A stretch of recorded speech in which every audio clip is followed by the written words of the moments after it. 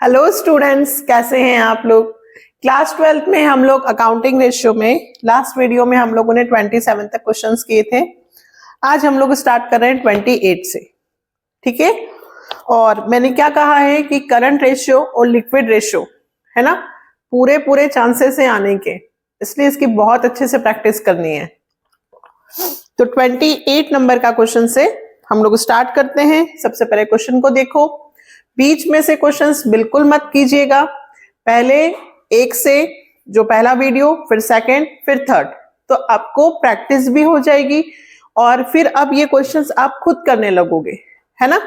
अगर आपको बेस अच्छे से आता है, सारी चीजें पता है, क्योंकि मैंने सारी चीजें बताई हैं, टोटल डेब्ट क्या होता है, कैपिटल एम्प्लॉयड क्या होता है, शेयर होल्डर फंड क्या होता है, वहां बैलेंस शीट, तो अगर वो सब चीजें पता होंगी तभी आप ये जल्दी जल्दी फाइंड कर पाओगे।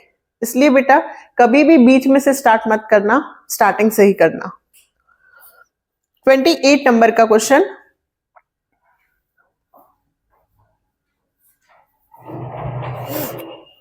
Working capital. Working capital of a company is 3,60,000, total डेब्ट 7,80,000, लॉन्ग टर्म डेब्ट 6 lakh, inventory 1,80,000, calculate liquid ratio. एक एक चीज, सबसे पहले वर्किंग कैपिटल है, तो वर्किंग कैपिटल कितनी दी हुई है, 3,60,000। कुछ स्टूडेंट्स कहते हैं हमको यही समझ में नहीं आता है कि पहले कौन सा फॉर्मूला लगाएं फिर कौन सा। तो बेटा ध्यान रखना, एक बहुत पते की बात बताती हूँ, जो भी चीज आपको दी हो सबसे पहले उसका फॉर्मूला लिख लो।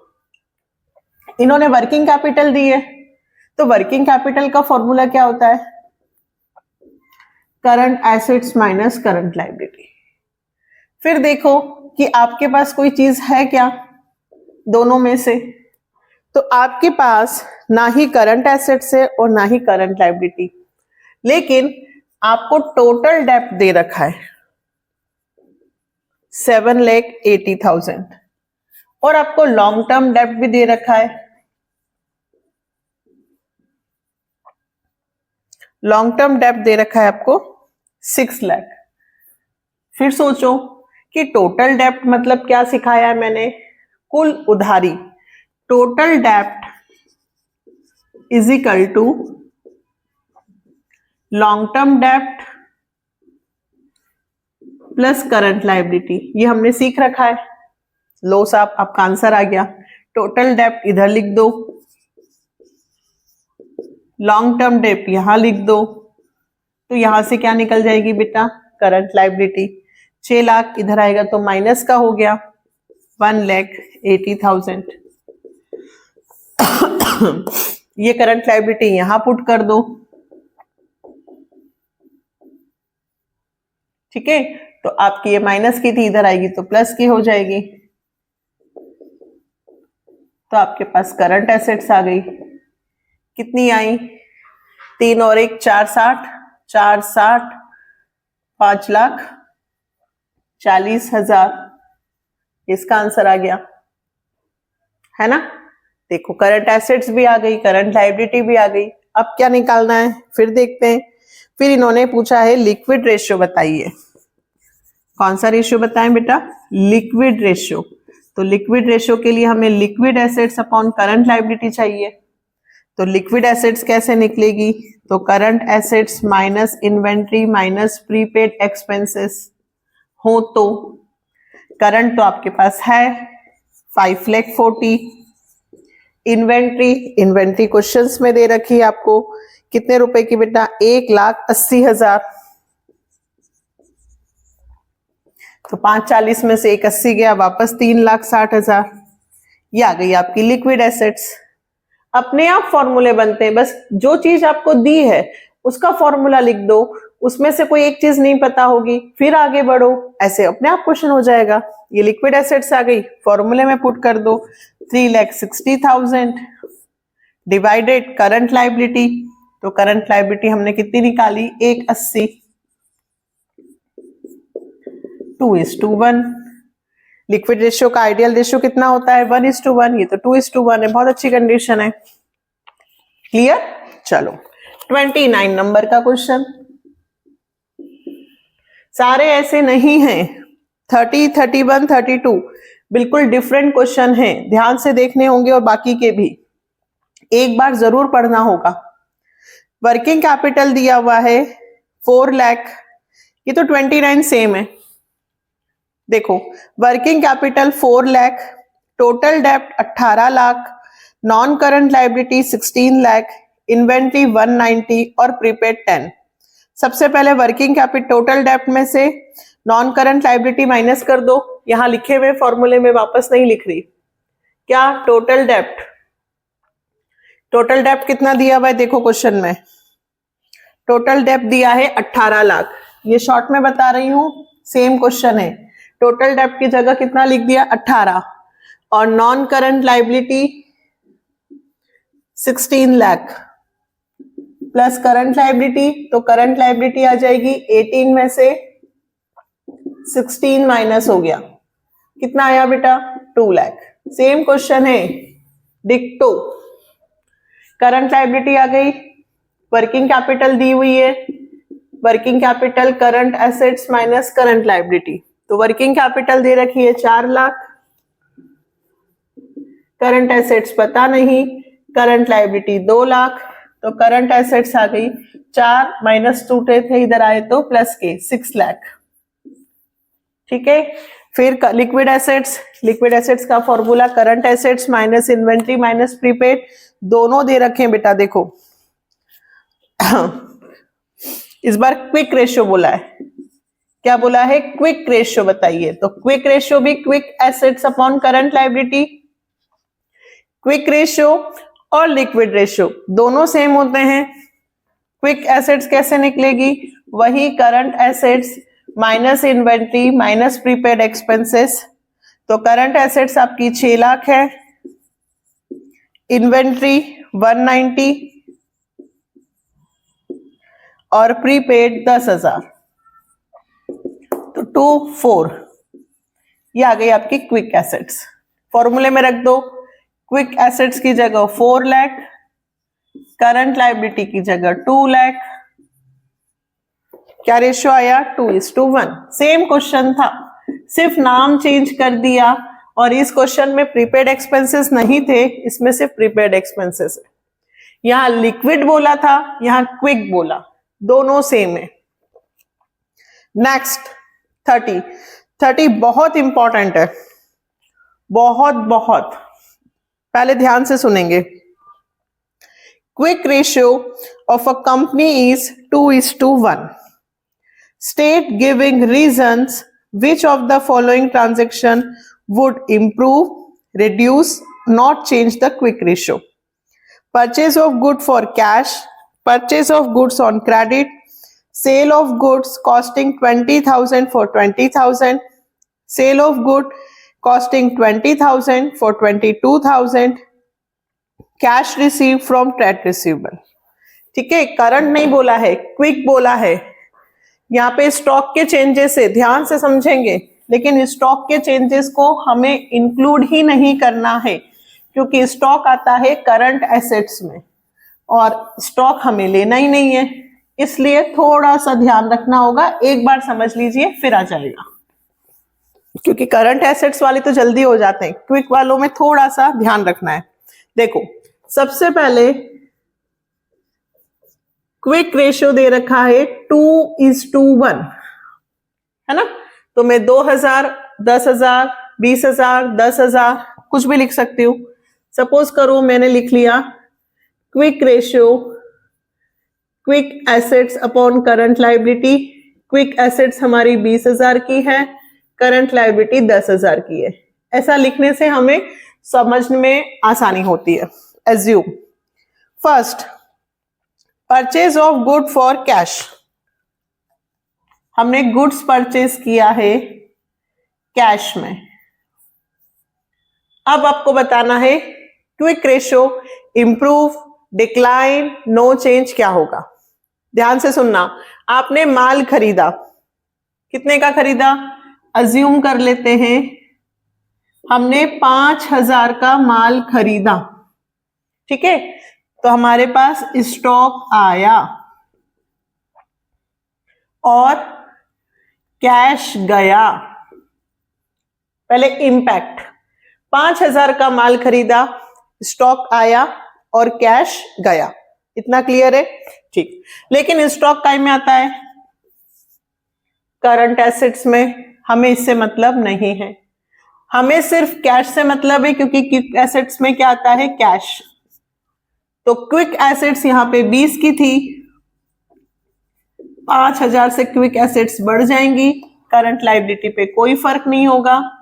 25 डिवाइडेड 10,000, ठीक है?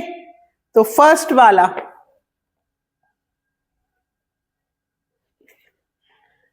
कैश डिक्रीज होगा ना, सॉरी कैश कम होगा ना, तो 20,000 प्लस नहीं, 20,000 माइनस, तो 15,000 डिवाइडेड बाय 10, तो 1.5:1।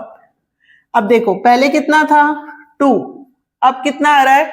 1.5। यानी कि हम नगद माल यदि खरीदते हैं तो कैश हमारे पास से जाता है, क्विक एसेट्स हमारी डिक्रीज हो जाती है, क्विक एसेट डिक्रीज होने के कारण हमारा क्विक रेशियो डिक्लाइन होगा, ठीक? Second, purchase of goods on credit.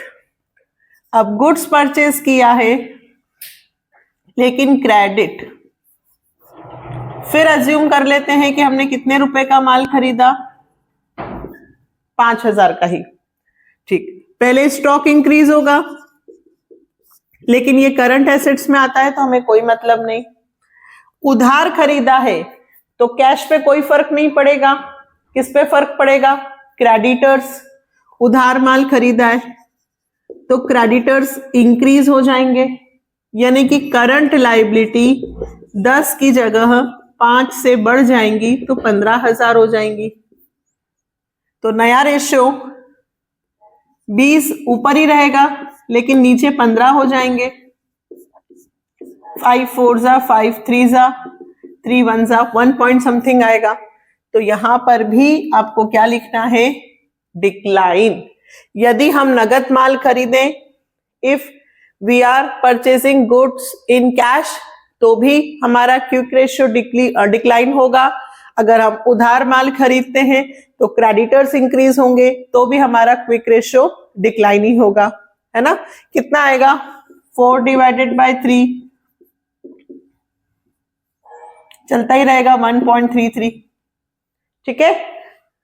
फिर नेक्स्ट, ये सिर्फ हमको एज्यूम करके आपको मैं समझा रही हूं, आपको लिखना रहेगा कि हमने उधार माल खरीदा है तो स्टॉक इंक्रीज हो रहा है लेकिन क्रेडिटर इंक्रीज हो रहे हैं, क्रेडिटर इंक्रीज होने के कारण current liability, then quick ratio will be decline.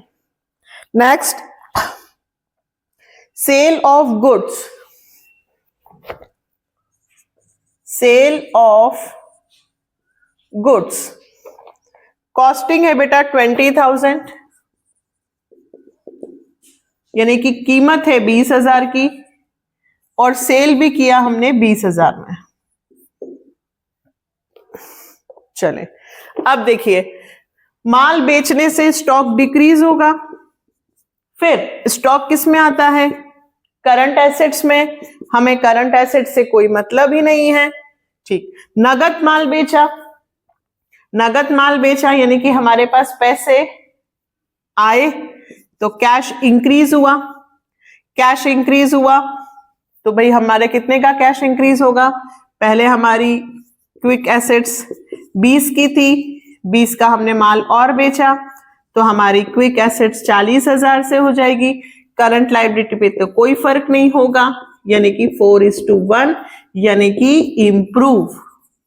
क्या लिखेंगे? Quick ratio will be improve. यदि हम नगद माल बेचते हैं तो हमारा क्विक रेशियो का अमाउंट इंक्रीज होगा। और यदि हम next, sale of good costing 20,000 for 22,000, ऐसे ही समझा देती हूं। सेम है, 20,000 का माल 22 में बेचे। हम कितने में भी बेचे बेटा, पहला प्रॉफिट लॉस का तो हमें कोई कैलकुलेशन करना ही नहीं है। हमारा इस बार कैश 22 से इंक्रीज हो जाएगा तो 20 की हमारी क्विक एसेट्स थी, 22 यानी कि वही 42, नीचे करंट लायबिलिटी पे कोई फर्क नहीं पड़ेगा, यानी कि वही इंप्रूव लिखना है। सेम है, चाहे हम नुकसान में बेचें चाहे हम फायदे में बेचें, सिर्फ कैश को हमें देखना है, क्योंकि स्टॉक से हमें कोई मतलब नहीं है। क्यों? क्योंकि हम यहाँ पे करंट एसेट्स नहीं बल्कि लिक्विड क्विक रेशियो की बात कर रहे हैं। अगर करंट रेशियो होता तो आंसर चेंज होता, जो मैंने इससे पहले वाले वीडियो में सिखाया था। इसलिए कह रही हूं, ध्यान से समझना, यहां हम क्विक रेशियो की बात कर रहे हैं, है ना। फिर से, cash receive from trade receivable. Next point है cash received from trade receivable. चले, हमें ट्रेड रिसीवेबल यानी कि डेटर से पैसे मिले, ठीक, तो ट्रेड रिसीवेबल क्या हो जाएंगे? डिक्रीज, और कैश क्या हो जाएगा? इंक्रीज। दोनों ही क्विक रेशियो में आते हैं, क्विक एसेट्स में आते हैं। कैश भी आता है और डेटर भी आते हैं। मान लीजिए मुझे 5,000 का ट्रेड रिसीवेबल यानी कि डेटर से पैसे मिले, तो मेरे पास 5,000 रुपए आए और 5,000 गए, तो जीरो, कोई इंपैक्ट नहीं पड़ रहा है। मेरी क्विक एसेट्स 20,000 की 20,000 ही रहेंगी और करंट लायबिलिटी में भी कोई इंपैक्ट नहीं हो रहा है, यानी कि नो चेंज। यदि एक क्विक एसेट्स इंक्रीज हो और एक क्विक एसेट्स डिक्रीज हो तो कोई फर्क नहीं पड़ा, नो चेंज। डेटर से पैसा मिला, डेटर डिक्रीज, कैश में इंक्रीज, क्योंकि दोनों ही क्विक एसेट्स में आते हैं इसलिए। क्लियर? बहुत अच्छा क्वेश्चन है, एमसीक्यूज में आ सकता है, अगर आपका वाइवा हो तो क्वेश्चन पूछा जा सकता है। Next 31, quick ratio of Z limited. Same question है, फिर से देखेंगे। Quick ratio of Z limited is 1:1. State with reason which of the following transaction would increase, decrease, not change the ratio. Include in the trade payable was bill payable of 3,000 which was met on maturity. Debenture of 50,000 one converted into equity share. अभी समझाते हैं, पहले आप इसको note down कर लो। चलो 31,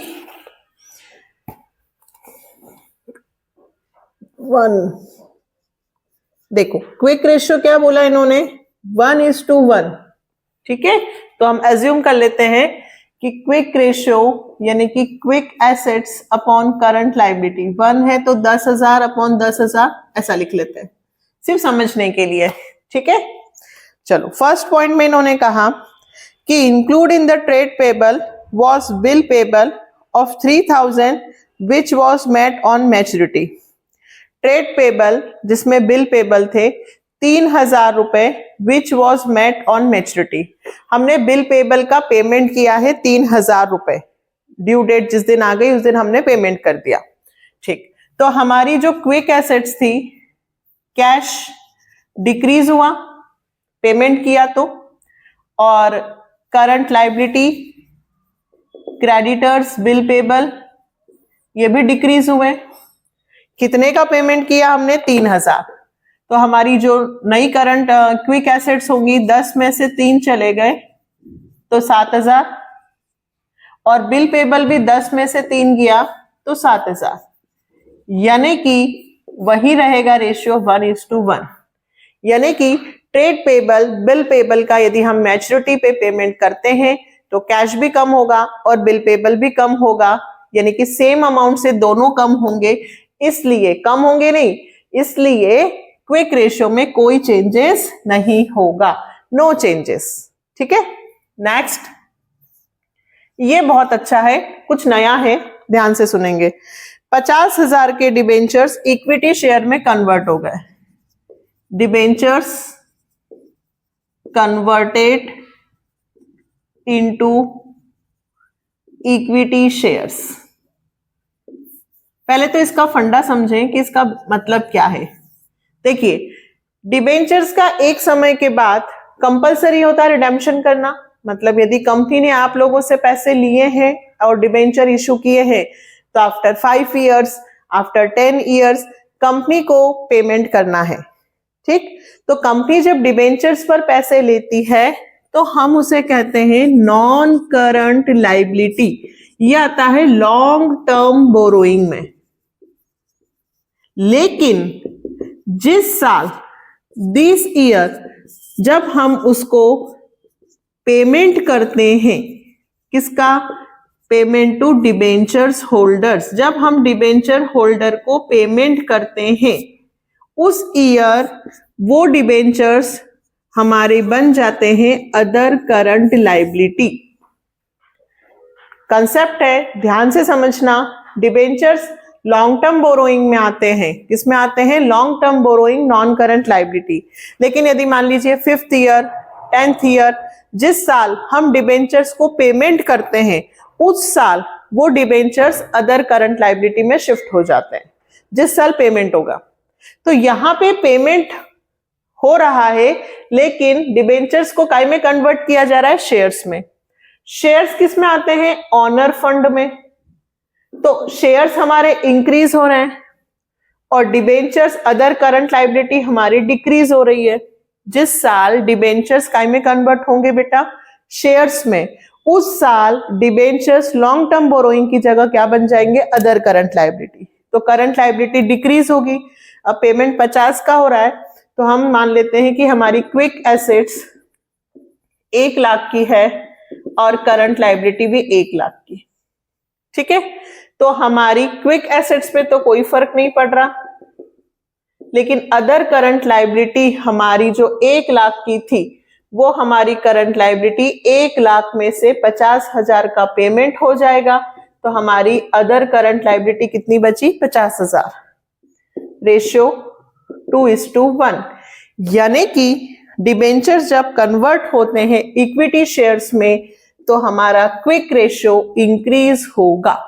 बात समझ में आई?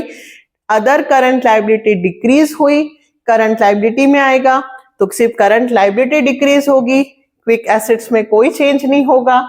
तो हमारा जो रेशियो हो वो 2:1 हो रहा है। पहले रेशियो कितना था? 1:1। तो यदि डिबेंचर्स का रिडेम्पशन हो, डिबेंचर शेयर्स में, हाँ, अगर डिबेंचर्स का रिडेम्पशन कैश में हो तो फिर कैश भी कम होगा, तो बात अलग हो जाएगी। अभी कन्वर्ट किस में हो रहे थे? इक्विटी शेयर्स में। तो शेयर्स कहां आते हैं?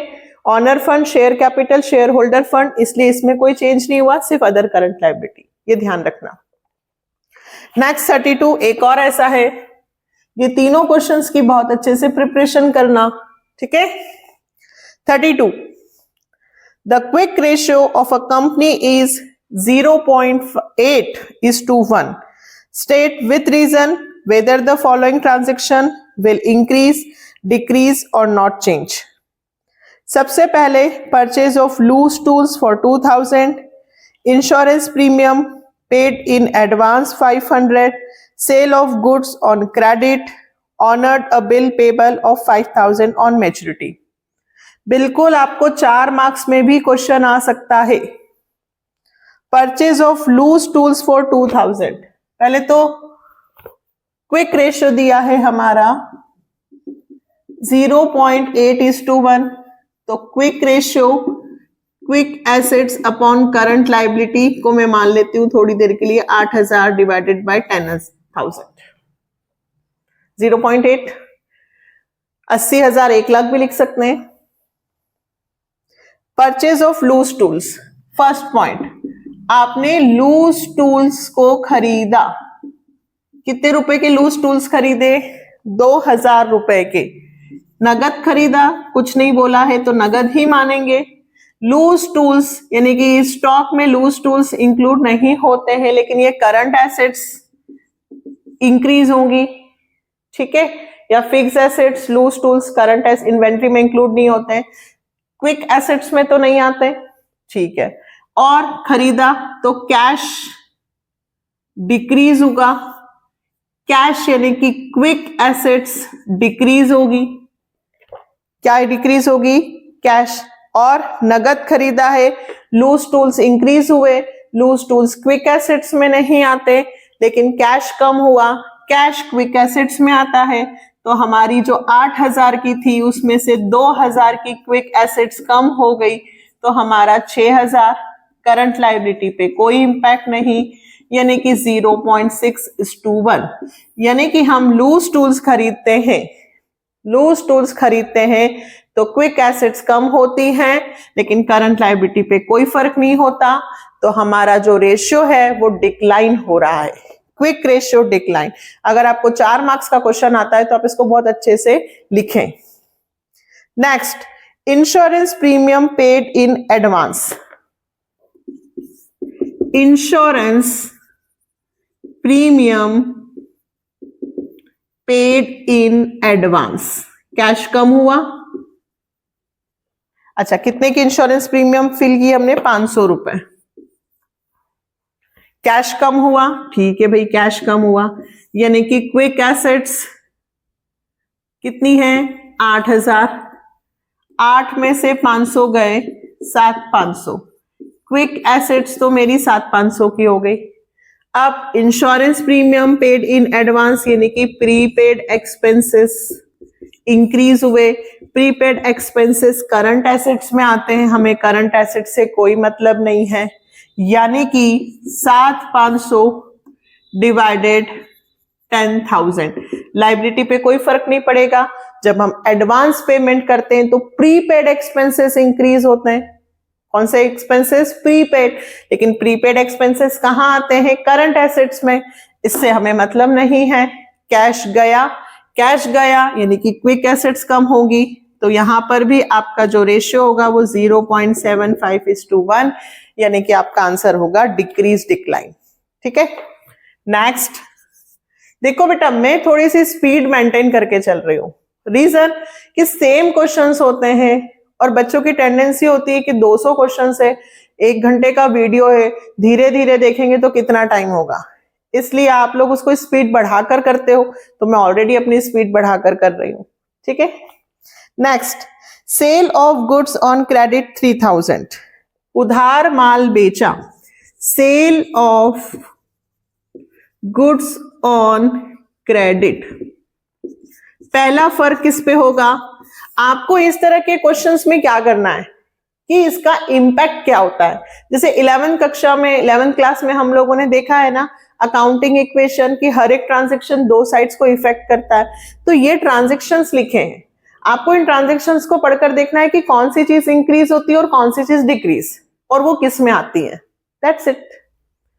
अब आपने माल बेचा, आपके पास से माल गया, स्टॉक डिक्रीज होगा, लेकिन ये करंट एसेट्स में आता है जिससे हमें मतलब ही नहीं है। उधार माल बेचा तो डेटर्स इंक्रीज होंगे, यानी कि क्विक एसेट्स इंक्रीज हो जाएंगी। कितने से माल बेचा हमने?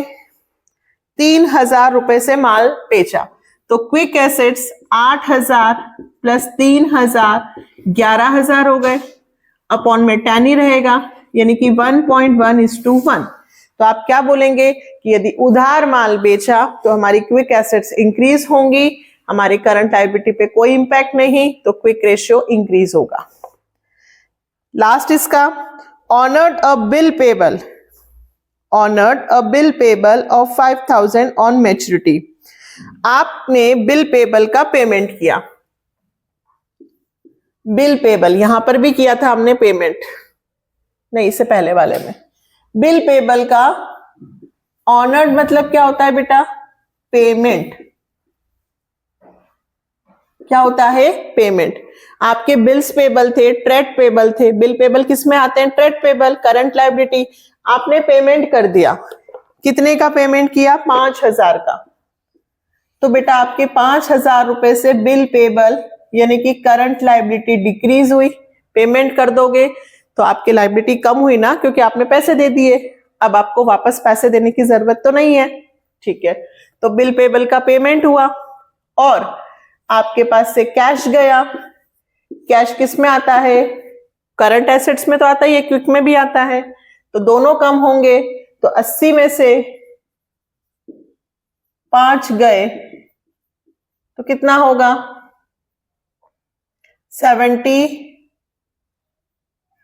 अच्छा 8000 है, सॉरी, 8 में से 5 गए, 8000 था ना, 8 में से 5 गए 3000, और नीचे है 10,000, 10 में से 5 गए 5000, कितना आएगा 0.6:1, यानी कि फिर से हम लिखेंगे डिक्रीज। ठीक है, तो इस तरह के क्वेश्चंस बिल्कुल एग्जाम में आ सकते हैं 30, 31, 32। नेक्स्ट हम करते हैं 33 से। नेक्स्ट बेटा 33, Venus limited inventory is 3 lakh, stock दिया है, total liquid assets are 12 lakh, quick ratio 2:1, work out current ratio. जैसे कि हमने करंट रेशियो में सीखा था वही चीज आ गई 33। सबसे पहले बेटा देखो, आपको क्वेश्चन में इन्होंने क्विक रेशियो दिया है, तो quick ratio is equal to दिया है 2/1। ठीक है, फॉर्मूला होगा quick assets upon current liability, ये होगा। इन्होंने क्वेश्चन में क्विक की जगह लिक्विड बोला है, ध्यान रखना, क्विक और लिक्विड कंफ्यूज मत होना, दोनों का मतलब सेम होता है। Quick, quick assets, liquid, liquid assets, liquid ratio same है। तो क्विक एसेट्स, लिक्विड एसेट्स हमें दे रखी है 12 लाख, इतना ही दे रखा है, और करंट लायबिलिटी पता नहीं है, लेकिन इनका रेशियो दे रखा है 2/1। तो क्या करें बेटा, क्रॉस मल्टीप्लाई, तो 2 यहां आ जाएगा और करंट लायबिलिटी यहां, तो 6 लाख। करंट लायबिलिटी कितनी आ गई बेटा 6 लाख। ठीक, अब आपको क्या चाहिए, करंट रेशियो। तो करंट रेशियो तो आपके पास कौन सी है, करंट लायबिलिटी आ गई, आपके पास क्विक एसेट्स है। क्विक एसेट्स कैसे निकलती है, करंट एसेट्स माइनस इन्वेंट्री, और प्रीपेड हो तो, नहीं हो तो लिखने की जरूरत नहीं है। क्विक एसेट्स कैसे निकलती है, current assets minus inventory minus prepaid. अब आपके पास देखो बेटा, क्विक एसेट्स है 12 लाख, करंट एसेट्स नहीं है, लेकिन इन्वेंट्री दिया हुआ है क्वेश्चन में आपको कितने रुपए, 3 लाख। प्रीपेड नहीं है तो 0 मान लेते हैं या नहीं लिखते हैं, तो ये माइनस के इधर आएंगे तो किसके हो जाएंगे, प्लस के, तो 15 लाख आ गई आपकी करंट एसेट्स। ठीक, करंट एसेट्स भी है, करंट लायबिलिटी भी है, ये रहा करंट रेशियो का formula, current assets upon current liability. तो 15 lakh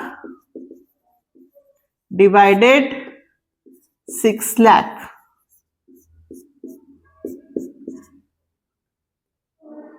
2.5:1, that will be answer. ठीक है, चलो नेक्स्ट 34। अब 34, 35, 36, 37 4 क्वेश्चंस और बचे हैं करंट लिक्विड के। अब इसमें आपको फिर से एक बार कहां जाना पड़ेगा, बैलेंस शीट। इधर मैं लिख लेती हूं बैलेंस शीट, जो आपको मैंने बार बार समझाई है, फिर से एक बार शॉर्ट में लिख लेते हैं। सबसे पहले क्या आता है बोलो, नॉन करंट एसेट्स, फिर नॉन करंट इन्वेस्टमेंट, फिर करंट एसेट्स, टोटल एसेट्स, याद है ना। इधर शेयर होल्डर फंड, ठीक है, नॉन करंट लायबिलिटी और करंट लायबिलिटी, ये टोटल लायबिलिटी, ये टोटल एसेट्स,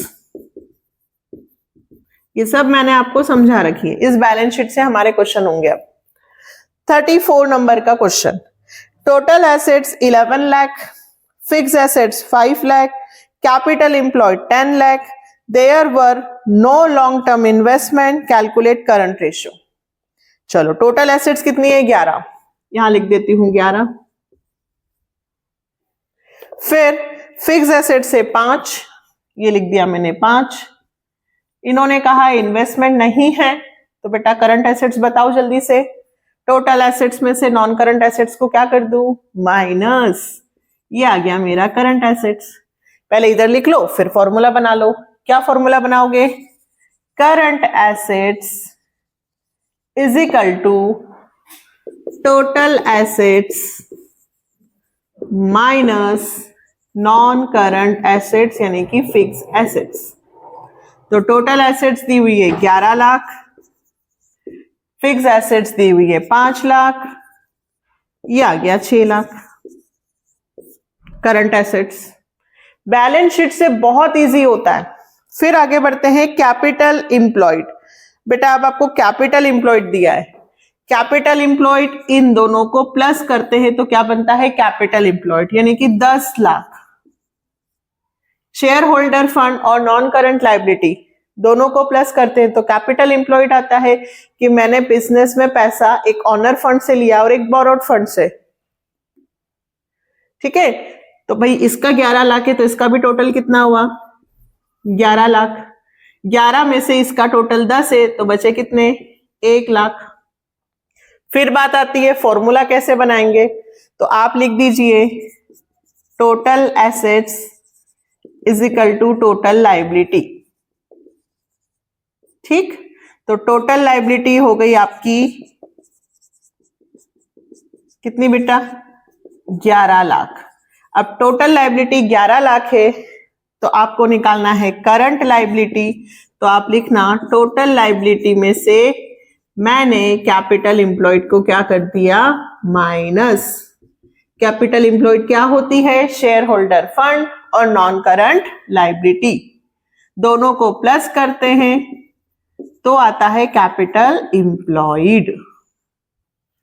चलो तो टोटल लाइबिलिटी बोलो 11 lakh minus 10 lakh is equal to 1 lakh. हो गया क्वेश्चन। क्या पूछा था क्वेश्चन में करंट रेशियो, तो करंट रेशियो निकाल दीजिए।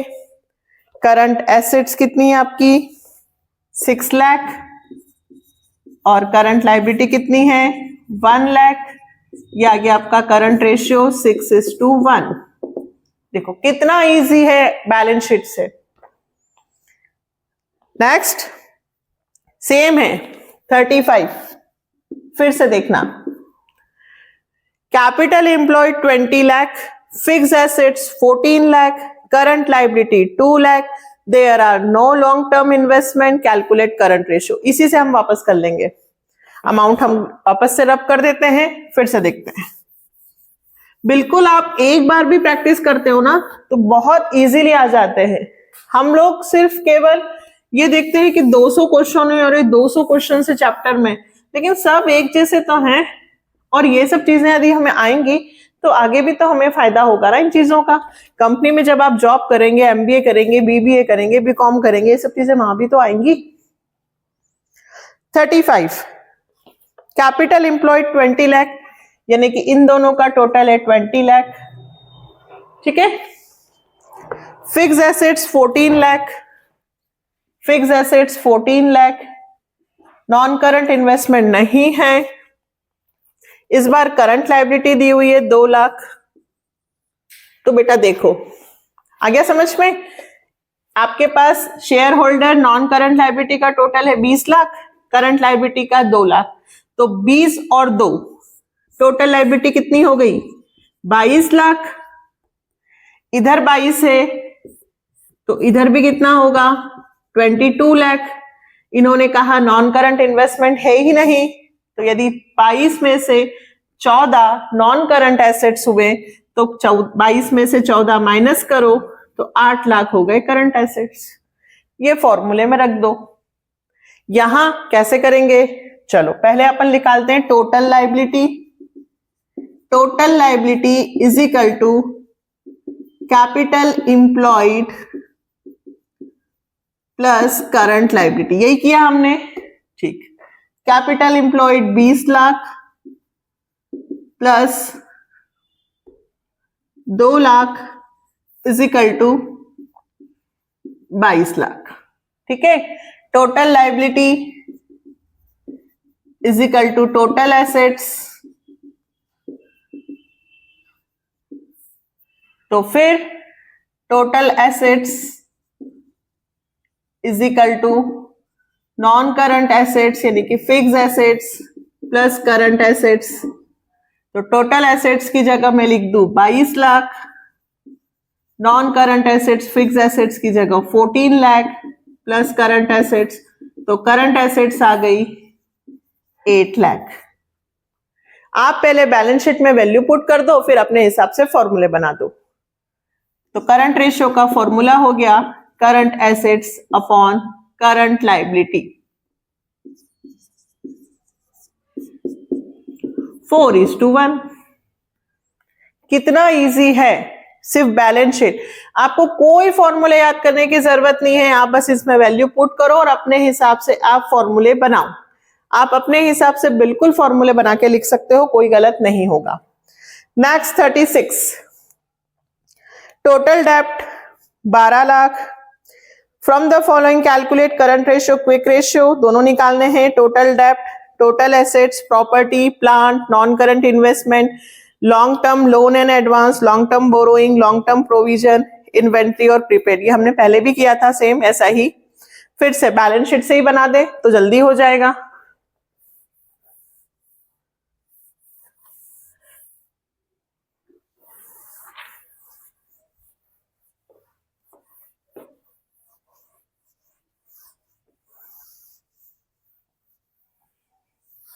आपको सिर्फ बैलेंस शीट और करंट और क्विक पता होना चाहिए। 1, 2, 35, 37 तो सिर्फ इन्हीं से हो गए आपके। देखो सबसे पहले आपके पास टोटल डेप्ट है, ठीक है। चलो मैं एक एक चीज बताती हूँ। देखो टोटल डेप्ट किसको मिलता है, इन दोनों को मिलता है। टोटल डेप्ट नॉन करंट लायबिलिटी में आपके पास क्या क्या आएगा, लॉन्ग टर्म बोरोइंग और लॉन्ग टर्म प्रोविजन। दोनों आपको दे रखे हैं बेटा 4 और 4, तो यहां लिख देना 8 लाख। फिर उसके बाद इधर देखो 36 टोटल डेप्ट। टोटल डेप्ट का मतलब मैंने क्या सिखाया है, कुल उधारी। कुल उधारी non current liability plus current liability बनकर होता है। नॉन करंट लायबिलिटी में लॉन्ग टर्म बोरोइंग और लॉन्ग टर्म प्रोविजन आते हैं, वो आपको 8 लाख दे रखे हैं, 4 और 4।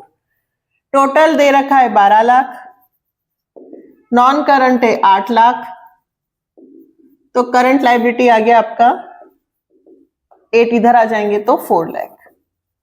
एक आंसर आपको मिल गया, ठीक है।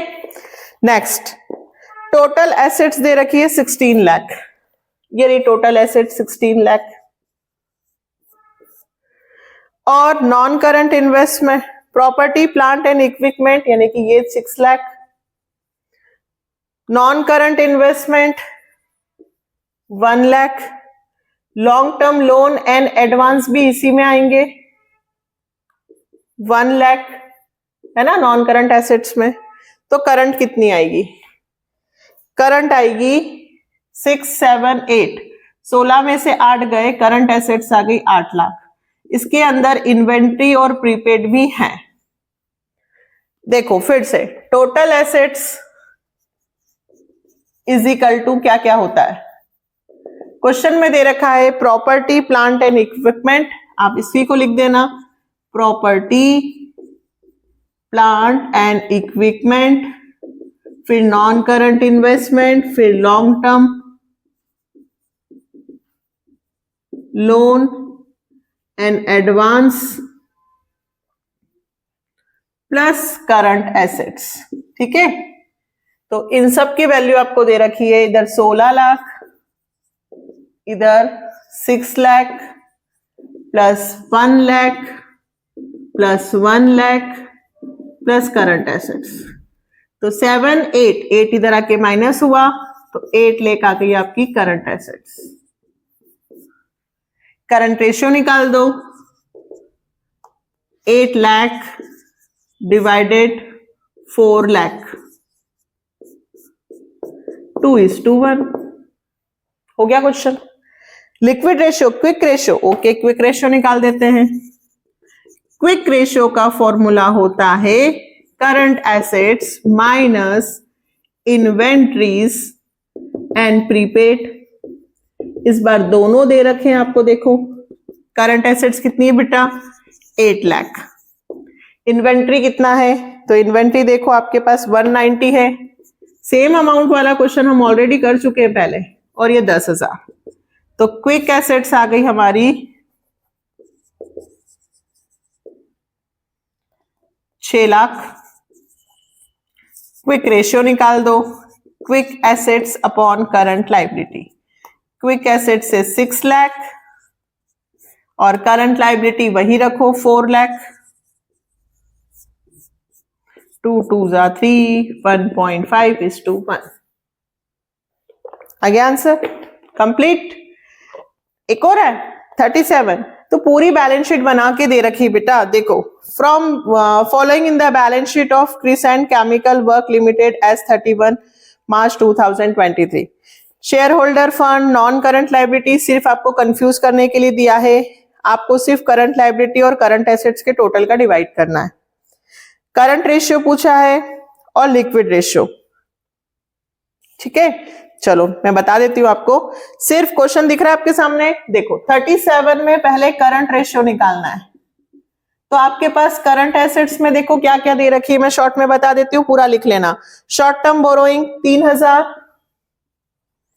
Trade payable creditors 13000, sorry current liability ना, और short term provision for tax 4000। तो करंट लाइबिलिटी आ गई 13 और 3 16, 16 और 4 20,000, ये करंट लाइबिलिटी आ गई। बैलेंस शीट दी हुई है, सिर्फ आपको टोटल लगाना है बस। Current assets inventory 50, trade receivable debtor 30 और cash and cash equivalent 20। 50 30 80 20 1 lakh. फॉर्मूले में रख दो 1 लाख डिवाइडेड 20,000। Current ratio 5:1। कितना सिंपल है, ऐसा कोई क्वेश्चन एग्जाम में नहीं आने वाला। फिर लिक्विड रेशियो, तो लिक्विड रेशियो तो करंट एसेट्स में से इन्वेंट्री माइनस कर दो। कौन सा निकालना आपको, लिक्विड रेशियो। लिक्विड रेशियो तो liquid assets upon current liability. तो आपके पास करंट एसेट से 1 लाख की, इसमें से स्टॉक इन्वेंट्री के 50 माइनस कर देना, तो लिक्विड एसेट्स आ गई 50, करंट लाइबिलिटी वही 20,000। 2.5:1 हो गया क्वेश्चन बेटा। ये तो सिर्फ प्रैक्टिस थी। कंप्लीट। तो आज भी हम लोगों ने क्वेश्चन किए 28 से लेकर 37 तक, 28 to 37, ठीक है। इतने क्वेश्चंस हमने कर लिए। 1 to 37 कौन से हैं, करंट रेशियो और लिक्विड रेशियो। करंट रेशियो और लिक्विड रेशियो के क्वेश्चंस में से बहुत इंपॉर्टेंट हैं, जो मैंने कि पिछली बार कहा था कि मैं बताऊंगी आपको कि आपको कौन कौन से क्वेश्चंस करने हैं, ठीक है। नेक्स्ट वीडियो में बताती हूँ। 1 to 37 में कौन कौन से क्वेश्चन 10 जो बहुत जरूरी है आपको करना। एक तो 30 और 32 तो कर ही लेना, बाकी नेक्स्ट वीडियो में बताती हूँ। डेब्ट टू इक्विटी रेशियो के साथ, डेब्ट टू इक्विटी रेशियो बहुत इंपॉर्टेंट है, कोशिश करेंगे एक ही वीडियो में कंप्लीट करें, क्योंकि सारा बैलेंस शीट से ही हो जाएगा। बैलेंस शीट को अच्छे से पकड़ के रखना, याद रखना, दिमाग में रखोगे तो भी काम हो जाएगा, फटाफट उससे आंसर्स निकल जाएंगे। इतने क्वेश्चंस की प्रैक्टिस करना। अब आप ये नहीं कह सकते हो कि रेशियो नहीं किया हमने रेशियो भी कर लिया है, ठीक है। एग्जाम्स की तैयारी करें। पहला पेपर बिजनेस का है, 12th वालों का। बिजनेस के मैंने इंपॉर्टेंट्स दिए हैं, आप उस वीडियो को सर्च करना, प्लेलिस्ट में आपको मिलेंगे। मैंने हर चैप्टर वाइज के इंपॉर्टेंट क्वेश्चंस दिए हैं बिजनेस के, सबसे पहले वही करना, 80% कहीं नहीं जाएगा। नेक्स्ट वीडियो में मिलते हैं डेब्ट टू इक्विटी रेशियो के साथ। फटाफट वीडियो को शेयर कर दीजिए अपने फ्रेंड्स लोगों के साथ, और लाइक, सब्सक्राइब और कमेंट तो जरूर कर देना। Bye, take care.